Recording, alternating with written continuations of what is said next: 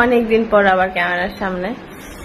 কালকে সন্ধ্যার সময় হোস্টেলে এসে পৌঁছেছি। অলমোস্ট 20 দিন বাড়িতে ছিলাম, দেশে ছিলাম, তো ভালোই ছিল। বাবার সাথে থাকতে তো ভালোই লাগে, বলো বাড়ির মতন মানে বাড়িতে কি বলবো, এটা কিছু বলে বোঝাতে পারবো না আসলে। আমি ভালো লাগতেছিল, মনে হচ্ছে আরো 5 দিন থেকে আসলে পারতাম। মা অনেক করে বললো থাকার জন্য, বাবা বললো, সবাই বললো, কিন্তু এমন একটা সিচুয়েশন যাচ্ছি যে এখন থাকলেও মানে যে টার্গেট গুলো আছে সেগুলো করার জন্য একটু টাফ হয়ে যাবে, টাইম শর্ট হয়ে যাবে, কনজিউম হয়ে যাবে। তো ভাবলাম যে চলে যাই। তো আসার পরে এই সকালবেলা ঘুম থেকে উঠতে লেট করছে, কারণ একটা দিনের জার্নি পুরা একদম মানে গরমের মধ্যে বুঝতে পারে কি একটা অবস্থা হয়। তো এখন অনেক বাজে তোমার সকাল বলা যাবে না, 11টার উপরে বেজে গেছে। তো সকালবেলা ব্রেকফাস্ট করে লুচি টুচি খেয়ে অনেক কিছু খাইছি, কারণ রাতের খাবারটা ভালো হয়নি, সারাদিন তো খাওয়াই হয়নি। এখন হচ্ছে রুম পরিষ্কার করবো, আগে সবকিছু গোছগাছ করবো। এত বড় একটা লাগেজটা দেখছো তো, হচ্ছে কি থেকে কি করবো বুঝতেছি না। তো চলো শুরু করি, তোমাদেরকে একটু টুকটাক দেখাই। চলো দেখো, আর লাগেজে যে কি আছে নিজেও জানি, মানে যাতা অবস্থা। আমি বাড়ি থেকে মুড়িও নিয়ে আসছি এবার, যে আমার জম্পেশ ডায়েট করতে হবে, তার জন্য বাড়ি থেকে মুড়ি আনছি। তারপরে হচ্ছে সুন্দর একটা জামদানি শাড়ি আনছে। এবার শাড়িটা একদিন পরে তোমাদেরকে দেখাবো। এখন হচ্ছে এটা থাক।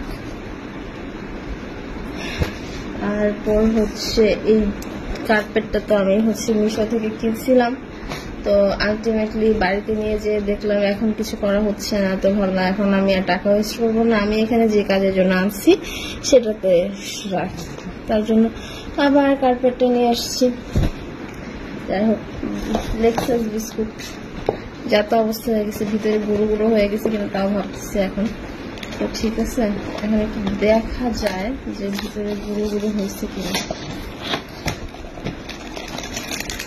না ভাই, গুঁড়ো গুঁড়ো হয় নাই, থাকুক। আর লেক্সাস, আমি হচ্ছে একদম বিস্কুট মানুষ। তারপরে হচ্ছে দুধের প্যাকেট, যতদিন চলে কম করে বিস্কুট, সেমাই। তারপর এখানে আমার সব অর্নামেন্টস আছে, এটা এখন আর খুলবো না।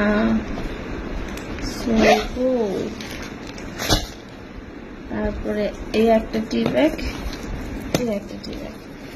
দুটো টি ব্যাগ।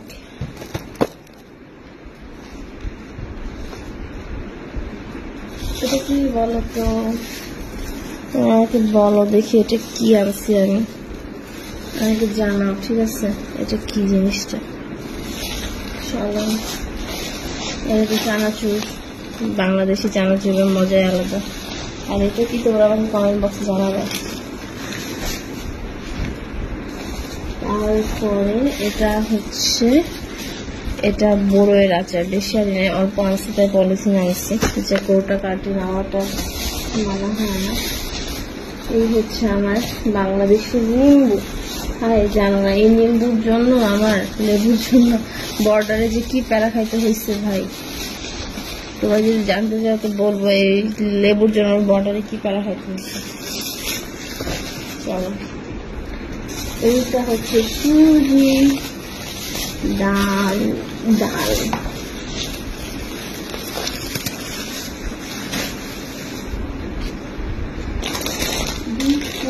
বিস্কুট, অনেক বিস্কুট, এখানেও অনেক বিস্কুট দেখছো, এটা পুরোটা বিস্কুট। এখন আর খুলবো না, পরে খুলবো। আমি তো জামা কাপড় আনিনি নেই, মাত্র একটা সেট জামা আনছি আমি, পুরোনো নতুন একটা পরে আসছি। এই আমার হচ্ছে জামা কাপড়ের পার্ট, তাও আমার মানে লাগেজটা এত ভারী হয়েছে যে কি বলবো। এটাতে আমার ওষুধ অ্যাজ ইউজুয়াল, আর টিস্যু, যে কবে আমি আবার বিগ বাজার যাবো জানি না, আমার টিস্যু খুব দরকার, সো টিস্যু নিয়ে যাই। আর হচ্ছে খুব ইম্পর্টেন্ট ফর মি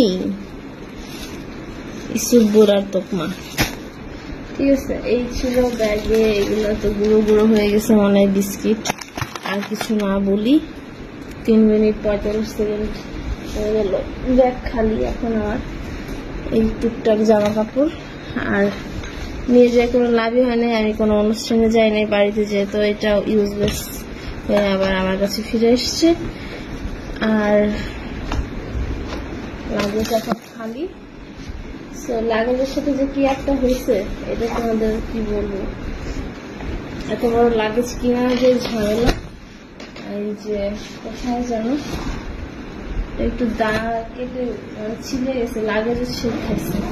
আর এটা এখন পরিষ্কার করতে হবে। খুবই খারাপ অবস্থায় লাগেজ আছে, বলাই যায়, বলার কোনো মানেই হয় না, প্রশ্নই নাই। এত খারাপ অবস্থায় লাগেজটা এখন টাইম পাস করতেছে। আসলে কোথায় যেন ছিলটা খাইলো।